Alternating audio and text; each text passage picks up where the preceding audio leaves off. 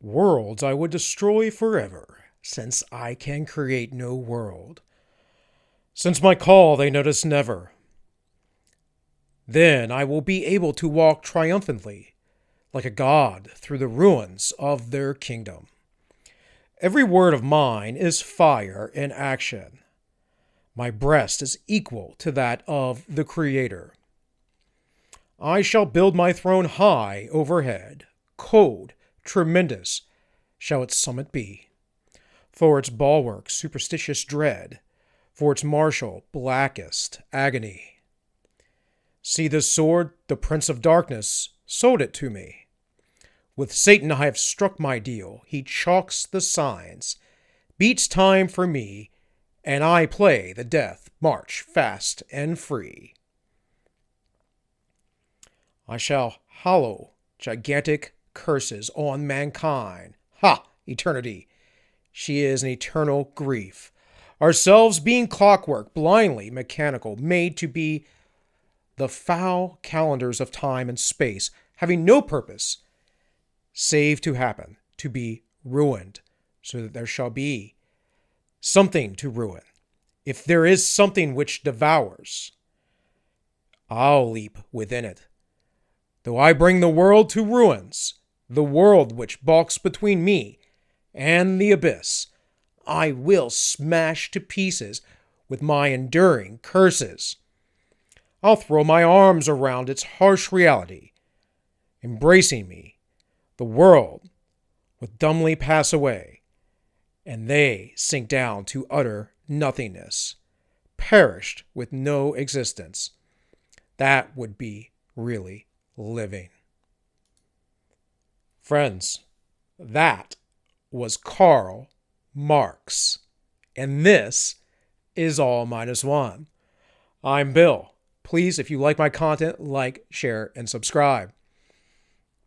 So the purpose for today is to speak about Karl Marx and his incredibly dark and evil soul. We see mass chaos in the streets today. We see violence from people who claim to be socialist and Marxist. We see evil abounding within our institutions, a media that lies to us constantly.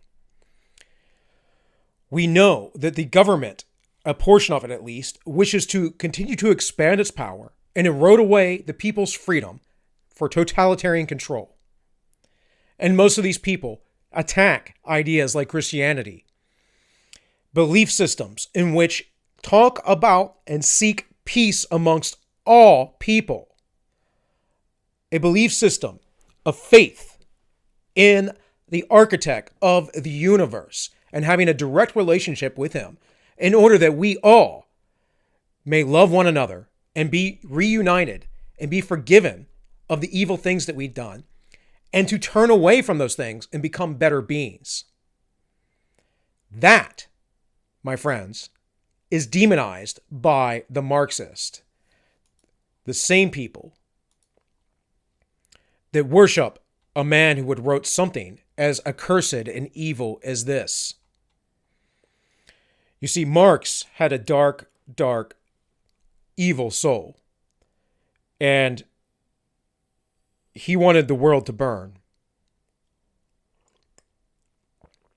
But beyond that, beyond his poor understanding of history and economics, beyond his poor social science skills, beyond the fact that he never really held a job, beyond the fact that he had to be bailed out by his own parents multiple times because he made no money. Beyond all of that, he was just not a great person. And I'm going to show you some things to explain this. But before I do that, I want to read you a little bit of this. There is an idea out there in the left right now that is trying to say that cultural Marxism is some sort of a right-wing conspiracy, their favorite terminology. This is a scrubbed wiki that has been archived. So I can, if people will ask in the comments, link it if you would like to read it for yourself. But I'm just going to read this very, very briefly. It says cultural Marxism refers to a school or offshoot of Marxism that conceives of culture as the central to the legitimation of oppression, in addition to the economic factors that Karl Marx emphasized. An outgrowth of Western Marxism, especially Anton Grassimi's, whatever, and the Frankfurt School, very important, folks, and finding popularity in the 1960s as cultural studies. Cultural Marxism argues that what appear as traditional cultural phenomena intrinsically in Western society, for instance, the drive for individual acquisition associated with capitalism, nationalism, nuclear family, gender roles, race, and other forms of cultural identity, are historically recent developments that help to justify and maintain hierarchy. Now, I just got to stop there because what utter crap. You're telling me that trade amongst people, nationalism, having a pride in the country you live in, the nuclear family, which is the base tribal unit of all humanity, gender roles, which, by the way, are biologically attached to us. Like, we have different brains than women, folks. Men have different brains than women. We have different hormonal systems. We have different bodily physical structures. Are we the same species? Of course. Do we have different modes of being? Absolutely. For various well thought out scientific reasons.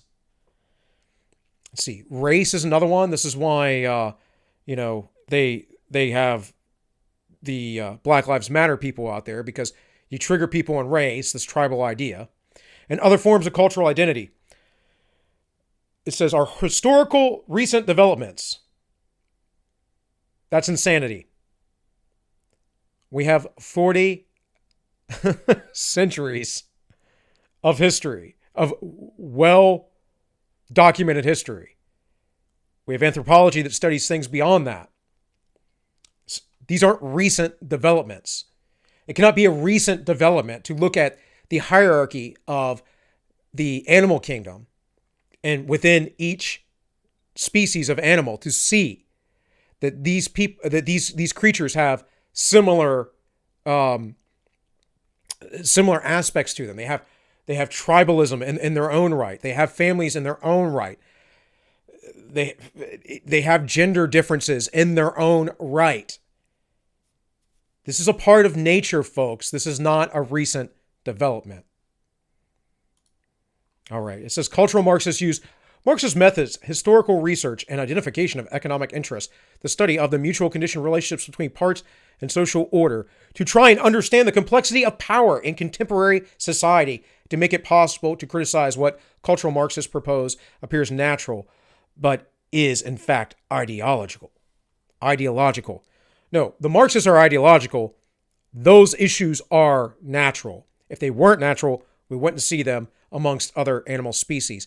And to include things like insects, which are far less developed than us. It's why Jordan Peterson used the reference to a lobster. And then lefties are like, why is he, what? Oh, you just think everyone's like a lobster. It's like, no, he's not doing that. You're not thinking because you're dumb. You're a surface level person. You're a person who is associated with your ideology, and there is nothing deeper to your character. You've never developed your inner being. So it says right here, just as a quote, we are, in Marxist terms, an assembly of social relations, and we live our lives at the core of the intersection of a number of unequal social relations, which, based on hierarchically interrelated structures, which together define the historical specificity. I'm not going to be able to speak today, folks, apparently, of the capitalist modes of production and reproduction underlines their observable manifestations. Okay. And of course, this is Marxism, class, gender, race, rethinking the trilogy. And then it gives some examples here, some UCLA professors and critical theorists. Critical theory, by the way, folks, is just code for Marxism, cultural Marxism. We didn't just pull this out of nowhere. Goes on to talk about the Frankfurt School and how they developed this. It says in 1930, the Institutes for Social Research was forced out of Germany by the rise of the Nazi Party. In 1933, the Institute left Germany for Geneva. It then moved to New York City in 1934, where it became affiliated with Columbia University. At the same time, these same thoughts were later on picked up by men like Jacques Derrida in France and the whole postmodernist movement. Like, you cannot get away from this, folks. You cannot get away from these ideas being completely connected to each other. They absolutely are. We can look at the history of it. Marxists are gaslighters, pure and simple. It's what they do. They gaslight everybody into believing that they are right, and they try and come up with these little tricky things, or they have this very verbose, ridiculous language, such as in postmodernism. If you want to hear an insane word salad, I say nothing, postmodernist, go watch Eric Michael Dyson. He is a pseudo-intellectual fool who says things like a preacher very emphatically and emotionally to make people think that he's saying something intelligent. If you say something intelligent, you don't need to be complicated. You should be direct. You should be direct and make it as simple as possible. Simple as possible, but no more simple. That's a principle to live by. So let's look here a little bit further down. It says the Birmingham School and Cultural Studies, the work of Frankfurt School and Marxist thinker Antonio Gramsci, was particularly influential in the 1960s and had a major impact on the development of cultural studies, especially in Britain, as Douglas Kellner writes. And it says, used by current conservatives. In current political politics, the term has also been associated by conservatives with a set of values that, it is claimed, are a simple contradiction with traditional values of Western society and Christian religion. Well, it is. And I just showed you the evil, dark things that Marx has said, but I'm about to show you who Marx was in his life. Undermining these is believed to be the true purpose of political correctness and multiculturalism, which are then identified with cultural Marxism. This is all absolutely true. And we can see here on the side, there are variants, certain notable people, movements, variants here. I don't really care about your variants. It's, libertarian Marxism, which is really funny because the only way you can get Marxism, folks, is by the point of a gun. Historical, and you'll have some really, really smart people that try and convince you of all this stuff. And it's just a bunch of nonsense. It is a bunch of hooey, as they used to say.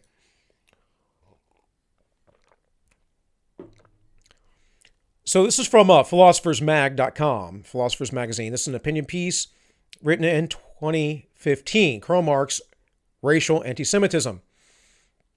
It says, Michael Ezra argues that Karl Marx anti-Semitism is clear and unambiguous. Now, the reason why he writes this is because you have essentially regressive lefties that wish to excuse Marx for all of his anti-Semitism. They do the same with Che Guevara. They do the same with many people.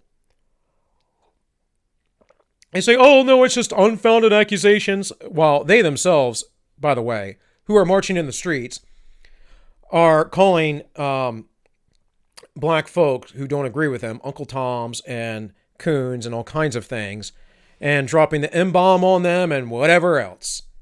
Yeah. By the way, most of this is led by white people as well. Again, that low bigotry, or soft bigotry of low expectations, that is, that low expectation of black folks essentially to have to coddle them and treat them like children. It's a pretty sick mind virus you have, folks, if you believe in those things. In a review of the recently published book, Anti-Semitic Myths, a historical and contemporary anthology, headed by Marvin Perry and Frederick M. Schweitzer, David Hirsch has argued that it is a standard misreading of Marx to say that Marx was an anti-Semite. With this, he concurs with Robert Fine, who attempted to explore the myth of Marxism's anti-Semitism. As far as Professor Fine is concerned, those who believe this myth have an inability to read Marx or comprehend Marx's ironic style of writing. So this dude thinks you're stupid, and he thinks the professors who have studied this are also stupid. And they just don't get the nuance of Marx, who, by the way, was not a very profound author. And I've read, not everything of Marx, but I've read a good bit of Marx, and there's nothing profound in anything he has to say. In fact, I would say the most profound thing he has is his poetry, which we just looked at a little of. What truth is there in these arguments? Marx's essay on the Jewish question, originally published in 1844, contains the following. What is the worldly religion of the Jews? Hudsuckery? What is the worldly God? Money? Money is the jealous God of Israel, in the face of which no other God may exist. Now, I'm not going to go through all these quotes of Marx. I just wanted to bring up this particular paper so you could go through and look at yourself. This guy then goes on to make his argument. But again, this was just an opinion piece. We do have academic papers on this. And I think the biggest thing for you to understand about Marx and what he's saying here, if someone says, for instance, if someone questions someone like George Soros, because he's Jewish, even though he's an atheist, but because he's ethnically Jewish, if they question someone like George Soros, they are often labeled an anti-Semite. Now, if I question anybody who may be Jewish and in power, I may be labeled an anti-Semite. That, my friends, is weaponizing racism. It's weaponizing racism in the fact that this is what Marxists do, this is what cultural Marxists do, this is what postmodernists do, is they say, you can't criticize my opinions because if you do, you are racist. They used to use this during Barack Obama's presidency. When Barack Obama had horrible policies, which he did, Obama obviously had the best policies because he was a black man or half black man. And being a man of color, being dark skinned, he must have had the best policies ever. And you must be a bigot and a racist. You just don't like him because you're a racist.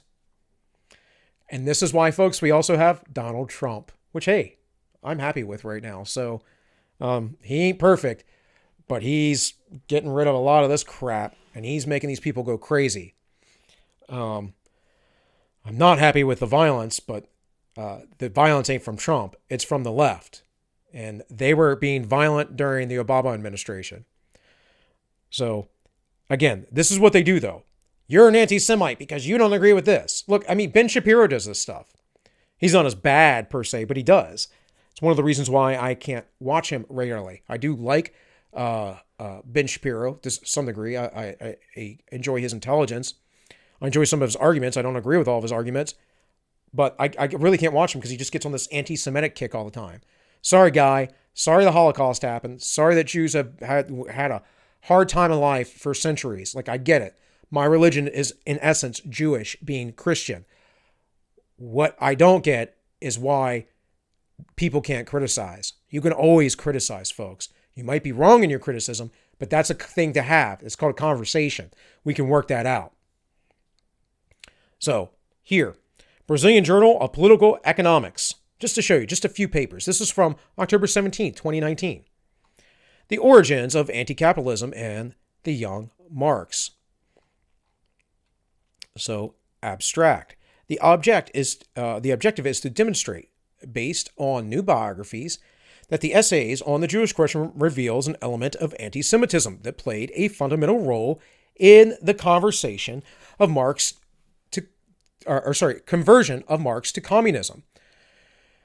Criticism of the Jews served to support the Marxian theories that capitalism, identified with Judaism, is evil. News sources have reinforced the suspicions that not only is there, at this time of 1843 to 44, an element of anti-Semitism in Marxist writings, but that his sentiment played a key role in the conversion to communism. So, again, we can read all of this. Talks about Marx's childhood years, college years.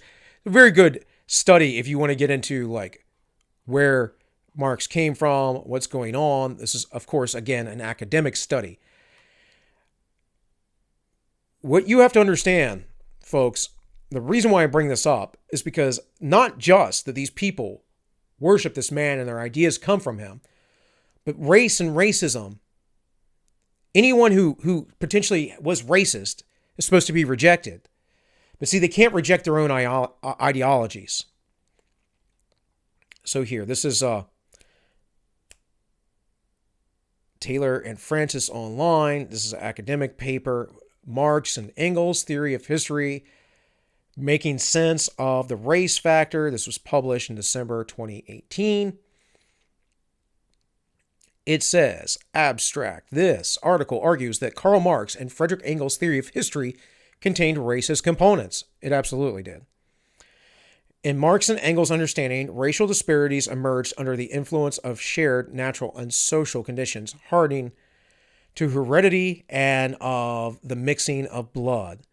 They racialized skin color groups, ethnicity, nations, and social classes, while endowing them with innate superior and inferior characteristic traits.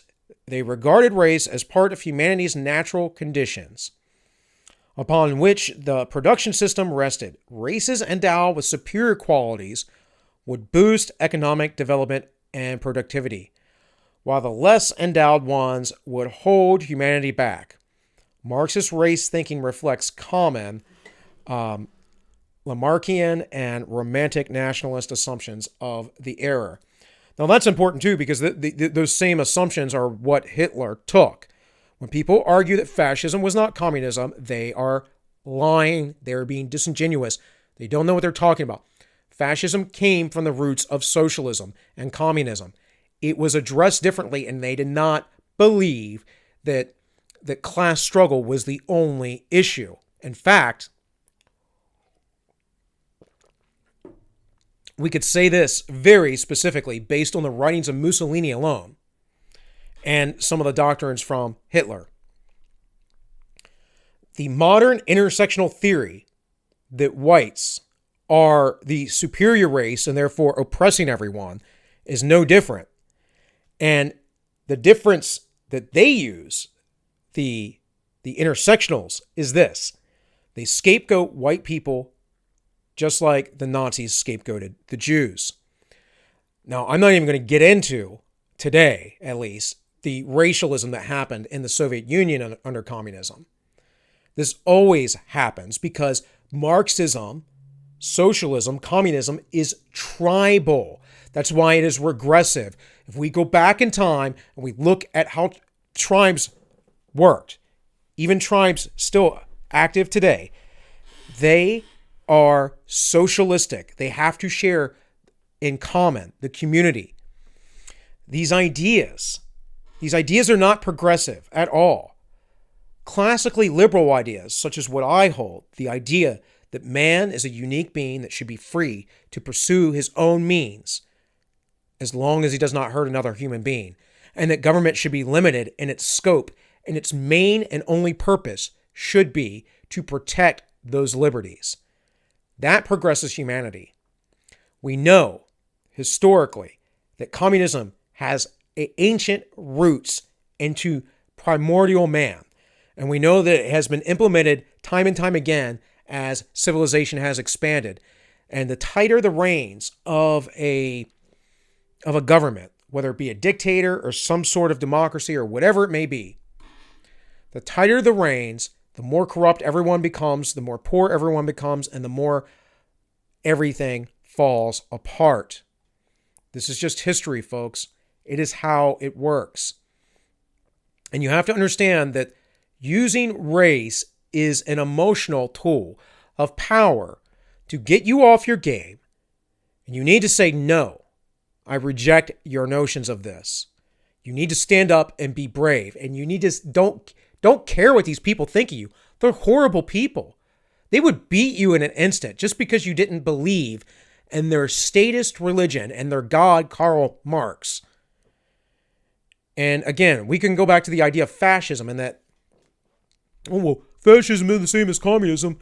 because communists and fascists, they fought, and communists don't fight amongst communists. Yes, they do. There were so many types of communists and socialists. Karl Marx was not the first one. He was just the one that hit the special chord, because the idea is from the pits of hell. It is absolutely evil, and people with dark souls that have never developed themselves, who want vengeance upon the world, take it upon themselves to fall in love with Marx. That's why one of the first things, if you ever talk to anyone who thinks that they're some brilliant genius who likes Marxist theory, they'll say, well, what do you think about when Marx said religion was the opiate of the masses? And my first thing I always say is Marx was an idiot, and you must be one too, because like that is so obtuse of a perspective, folks. It is so obtuse. Religion has nothing to do with war and killing. The Marxists were atheists, and they have killed more people in the last century than have been probably killed through any time in history ever. Hundreds of millions starved, lined up, shot, hung, worked to death in gulags, all kinds of crazy stuff. And you have apologists today, and then they laugh and joke about it.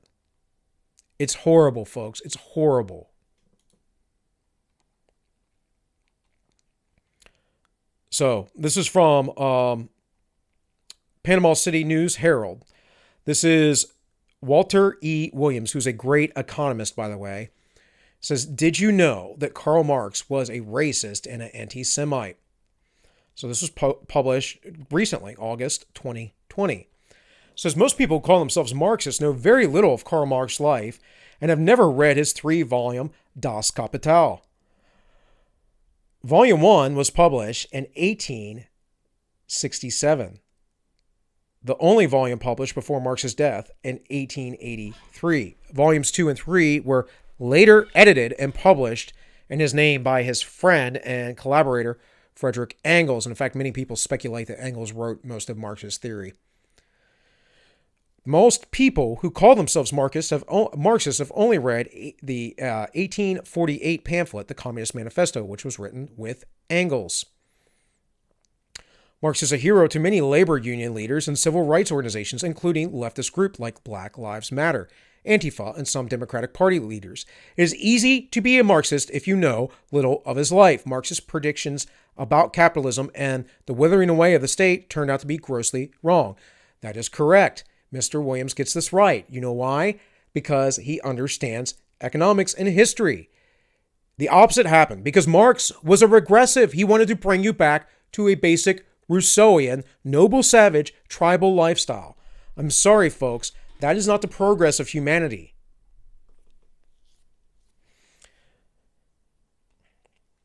What most people don't know is that Marx was a racist and an anti-Semite. When the U.S. annexed California after the Mexican-American War, Marx wrote, "Without violence, nothing is ever accomplished in history." Then he asked, is it a misfortune that magnificent California was seized from the lazy Mexicans who did not know what to do with it? Friedrich Engels added, "In America, we have witnessed the conquest of Mexico and have rejoiced at it. It is to the interest of its own development that Mexico will be placed under the tutelage of the United States." Many of Marx's racist ideas were reported in Karl Marx Racist, a book written by Nathaniel Weil, I guess. I don't know, folks. A former member of the U.S. Communist Party. In 1887, Paul Laforge, who was Marx's son-in-law, was a candidate for a council seat in Paris district and contained a zoo. Engels claimed that Paul had a 1/8 or 1/12, I'm not going to use that word, yeah.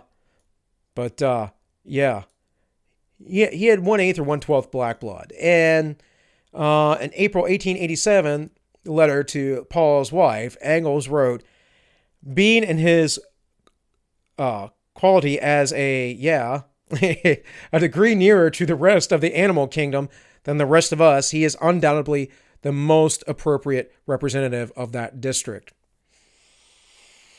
Well then, Marx's anti-Semitic views were no secret. In 1844, he published an essay titled On the Jewish Question. He wrote that the worldly religion of the Jews was Hudsuckery. I already talked about that. See, just one short step of calling for genocide, Marx said, the classes and the races, too weak to master the new condition of life, must give way. Please, again, people, please explain to me, how, if you believe in these ideas, you are any different than the Nazis, the white supremacists. Well, sorry, you just believe in black supremacy? You just believe in Asian supremacy? You just believe in whatever supremacy there is? See, I'm an anti-supremacy guy. That's what liberty's about. I'm about letting you choose for yourself. And I don't want to tell you what to do. I want you to figure out how to live your life. In fact, if you do that, you'll have more purpose and meaning in your life than if you allow other people to do it for you. But you're about hedonism. You're about luxury. You're about sitting on your butt and basically getting paid to do nothing and being a worthless, non-contributing human being. And you talk about how you don't want to bring kids into the world and whatever else, you crazy leftists. And you know what? I'm fine with that. Don't breed. Please do not breed, because my prodigy will continue on. And I will help grow a strong society of freedom-minded individuals. And we will be prosperous, unlike your dark, deep soul, which brings about nothing but despair. In any case, so he goes on to talk about Che Guevara, hero of the left, was a horrific racist, and he wrote in his memoirs, The Motorcycle Diaries, the Negro is an indolent and lazy and spends his money on frivolities, whereas the European is forward-looking, organized, and intelligent. Now, I'm going to cover some of this later on, and I'm going to juxtapose the arguments between the apologist and what Che actually had to say. Admittedly, I used to wear a Rage Against the Machine shirt because I was dumb and young and didn't know who Che Guevara really was. And, admittedly, someone said something to me one time about it, and then once I started getting into politics when I was about 25 or so, I was like, I can't wear this. I can't wear this anymore. But here it says, British socialist Beatrice Webb gripped with a new statement about declining birth rates among so-called higher races, which would lead to a new social order that would be created by one or other of the colored races, the Negro, the Kafir, or the Chinese. The Soviets espoused the same Jewish world conspiracy as the Nazis. Joseph Stalin embarked upon a campaign that led to the deaths of Jewish intellectuals for their apparent lack of patriotism. By the way, the Soviet public was not told that Karl Marx was Jewish. Karl Marx was Jewish. His father left Judaism. They became a Christian. And then Karl Marx in college or something like that left the church and became an atheist. Academics who preach Marxism to their classes fail to tell their students that his ideology has led the slaughter of tens of millions of people. White liberals are useful idiots. BLM, Antifa, and other progressive groups use the plight of poor blacks to organize left-leaning, middle-class, college-educated, guilt-ridden suburbanite whites. These people who topple statues and destroy public and private properties care about minorities as much as their race predecessors. This is true. Their goal is the acquisition and concentration of power. The Americans have fallen hook, line, and sinker for the phony virtue signaling. That is Walter E. Williams, professor of economics at George Mason University. And folks, in case you didn't know, Walter E. Williams is a black man. And if I'm not mistaken, in order to work his way through college when he was a young man, you know what he did? He drove taxis through New York City because he is a free marketeer and a champion of liberty. Now, funny because I actually haven't read or seen anything from Walter Williams in a long time, for many years actually, that I can recall. But he's espousing the same things I am. Now, is that because we share the same ideology? To some degree. But I don't really believe it's an ideology, per se. It's just an understanding. It's an understanding of freedom. Because when things come to, say, disrupt that supposed ideology of mine, I look into it and I change my mind in the direction of my thought, if need be. I repent, if you would, from a Christian perspective. But the bigger point I have of all that is that they are literally useful idiots. Yuri Bezmenov used this terminology. These people are emboldened by their passion. This is why Carl Jung so much wrote that you had to be individualized. Individualization. Individualization. Individualize yourself, because that way a tyrant can't take you over. What happened in Nazi Germany with the rise of Hitler is not what is happening here with Donald Trump, because people who support Donald Trump on the right are individuals. What is happening on the left, which, by the way, is also Nazism, is on the left. Like, it's a regressive idea.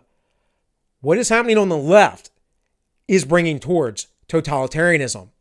You cannot control all the institutions, academia, media, Hollywood, the newspapers, the largest party in the United States, the Democratic Party, or in the world, actually, the Democratic Party, the most voters, all of the deep state institutions. You cannot control all that and say, oh, the people are electing this tyrant who wants to get away from globalism. Globalism, by the way, folks, which is a communist idea.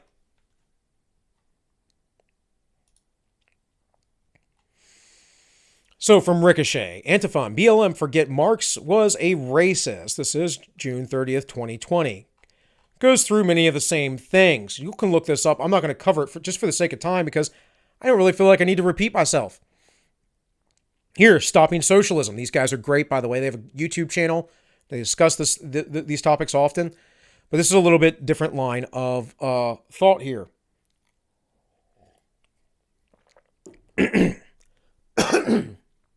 Excuse me. It says, remembering Karl Marx' abandoned son, the first victim of communism? Marx had an abandoned son? What? Let me get this thing out of the way there.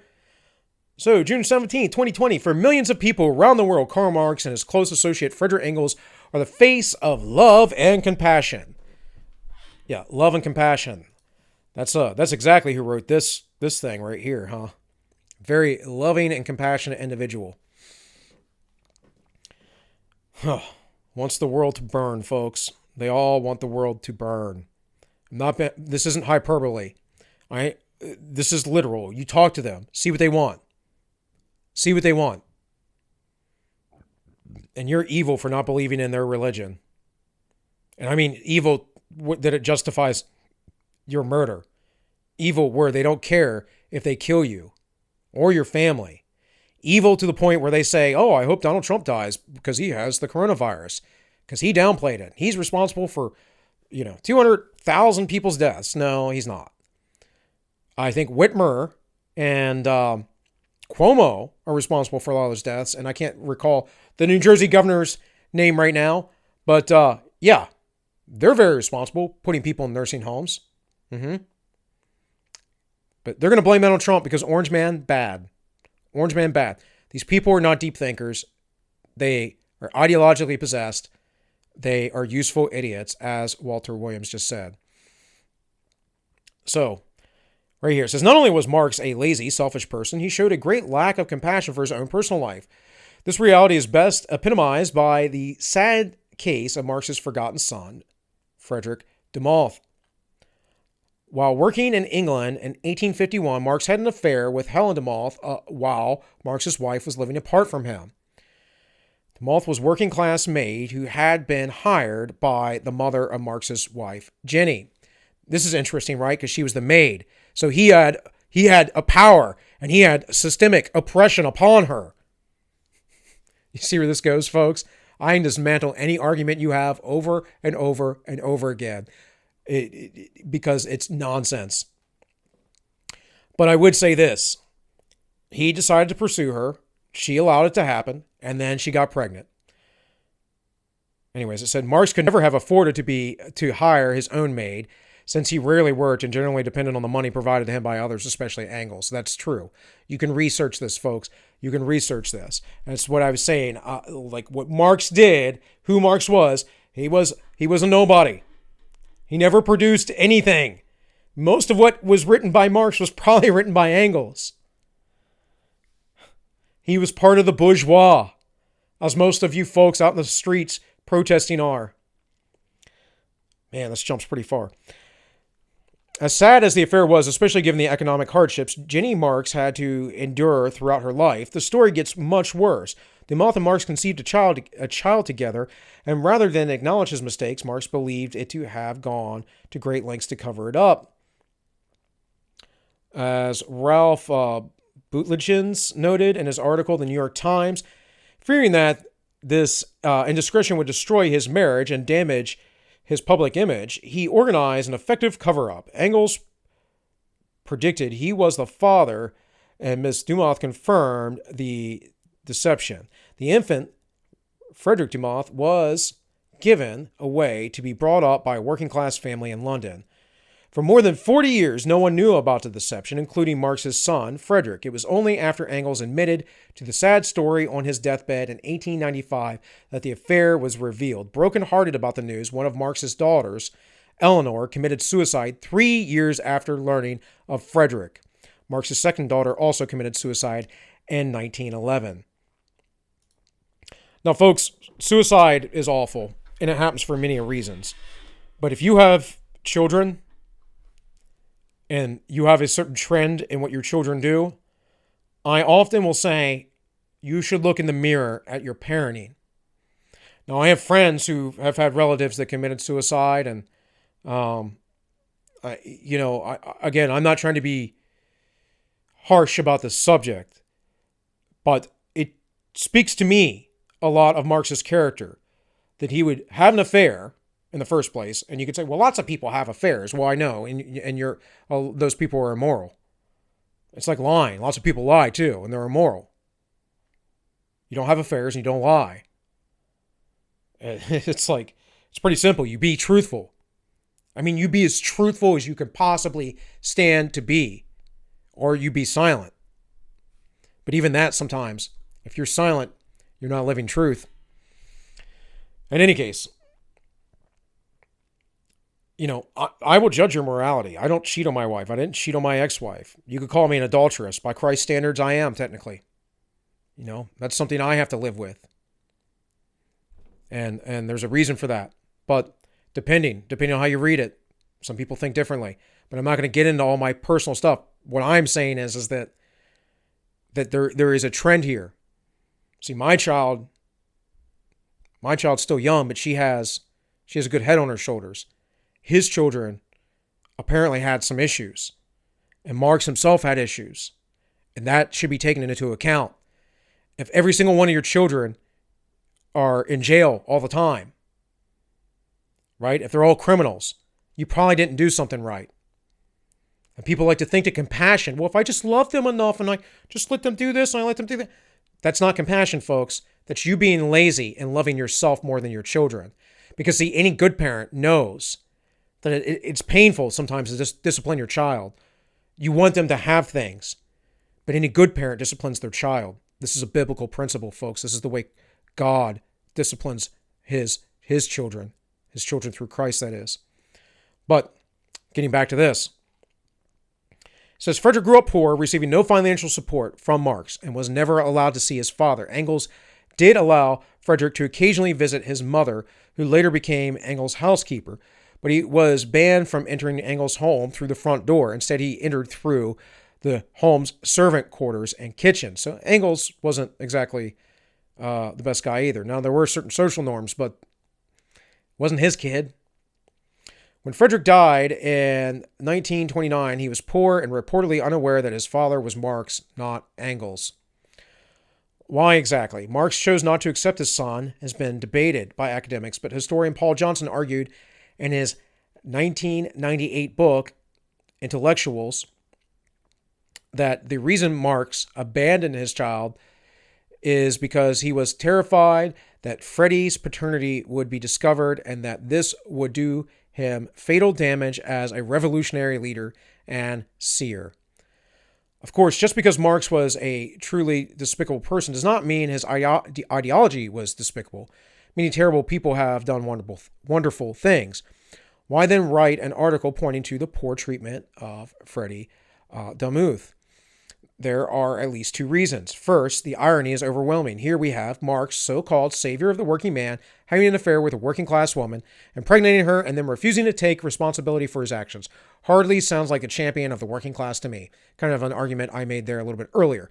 Second, and more importantly, he puts on full display the ends justify the memes. The memes. That's my live show. The ends justify the memes. The ends justify the means mentality that has been deeply ingrained in socialism and communism for more than a century. And that's right. That's exactly right. Because according to these people, might makes right. Might makes right, folks, according to these people. It doesn't matter what they do. It doesn't matter who they hurt. It doesn't matter whose face they get in. It doesn't matter what business they burn down. It doesn't matter because they know best. Their religion says, do this. It is wholeheartedly evil.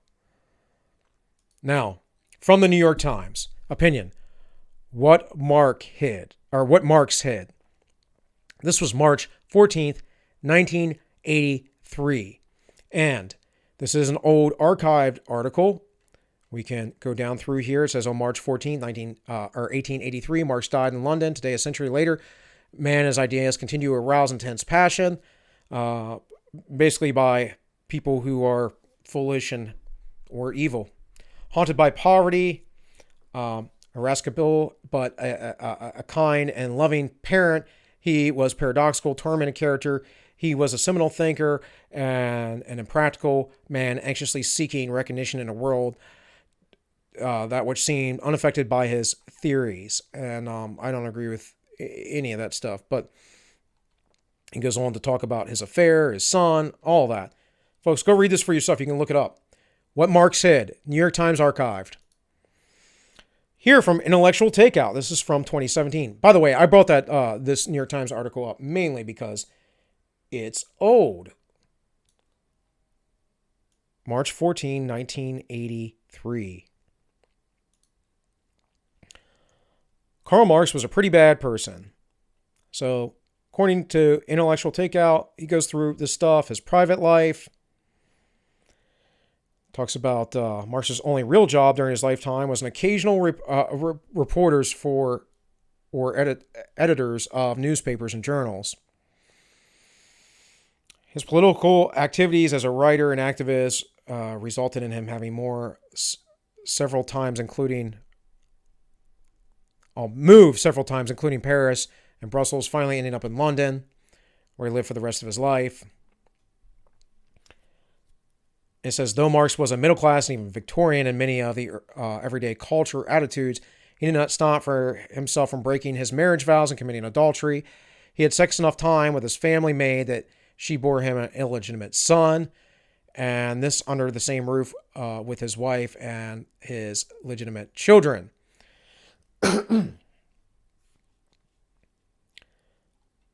So this goes on to the book Intellectuals that we just mentioned, and so forth. His temperament. Marx could be cruel and authoritarian. He treated people with whom he disagreed with as crude and mean way, often ridiculing them in public gatherings. Marx had no hesitation about being hypocritical. When he wanted something from someone, he would flatter them in letters and conversations, but then attack them in nasty language behind their backs to others. This sounds, again, might makes right, the ends justify the means. And then here, Frederick Engels, Marx described a leading 19th century socialist the following way: Jewish, I'm not going to say that, fortunately departs at the end of this week. We're now absolutely clear that both the shape of his head and hair texture show he descends from the Negroes who joined Moses' flight from Egypt, unless his mother or grandmother on paternal sides hybridized him with a, you know what, and combination of blah, blah, blah, blah, blah. Anyways, guys, go read this for yourself. What that, by the way, speaking of, was this belief that blacks were also Jews and Israelites. This is kind of where the modern day belief of the black Hebrew Israelites, this was a common belief in the 1800s. And I do want to make this clear, guys, that all of this came from All this came from the ideas of Darwinism, atheism, eugenics was very big at that time, and whites were seen as a superior race, and Marx would have thought no differently. Now, he rejected his Jewish heritage, apparently, but what difference does that make according to his ethnicity? Regardless of that, this is all this racialism goes back to this rejection of God, and Marx rejected God. I want to just go down here real quick to this article and see. It says Marx's curating description of the asserted Jewish mindset rings amazingly similar to those later written by Nazi race scientists in the 1930s. That's because they were of the same ilk, folks. They believed in the same centralized planning. They believed in a form of socialism for the people, wage and price controls. They believed in communal sharing. They just didn't believe it for the groups that just, they wouldn't put out. And that for the Nazis, the Jews were stealing all the money. Marx comments on the same things. And for the same things happened in Russia under Stalin for the Jewish folk. So here, LifeSite blogs. This is lifesitenews.com. A little known side of Karl Marx is his poetry. And again, I just want to highlight this stuff. So this is to his wife, Jenny. This is actually not that terrible, because it's kind of like a love poem, but I believe it was early on in his courtship with his wife. But obviously he didn't really mean that. He was willing to have an affair. People do make mistakes, though, folks. Like, I'm not being overly judgmental, but I do think that's one of the worst things you can do is break your marriage vows. I am caught in endless strife, endless ferment, endless stream. I cannot conform to life, will not travel with the stream. Heaven I will comprehend. I would draw the world to me. Loving, hating, I intend that my star shine brilliantly. Worlds I would destroy forever, since I can create no world. Since my call they notice never. Coursing dumb in magic whirl. So the spirits go their way, till they consume outright, till their lords and masters they totally annihilate.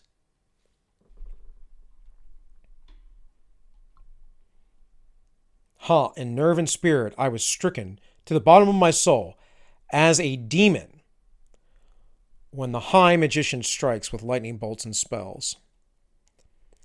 With magic power and words I cast what spells I know, but forth the waves still roared till they were gone from view. My spirit then and there soared jubilant and gay, and like a sorcerer the courses did sway.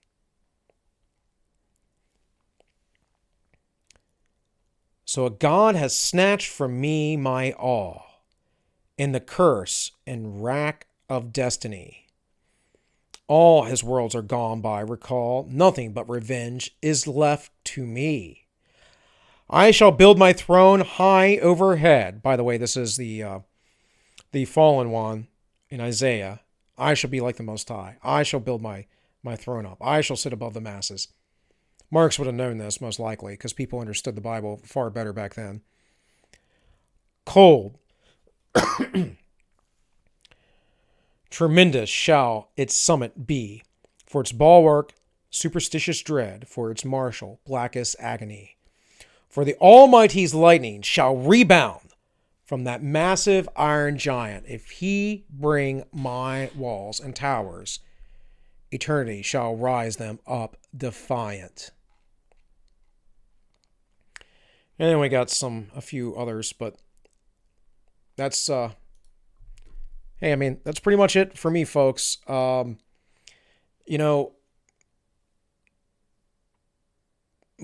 was a bad guy, and to cover everything I possibly could in like an hour or less is not easy to do. So I kind of just wanted to leave it there.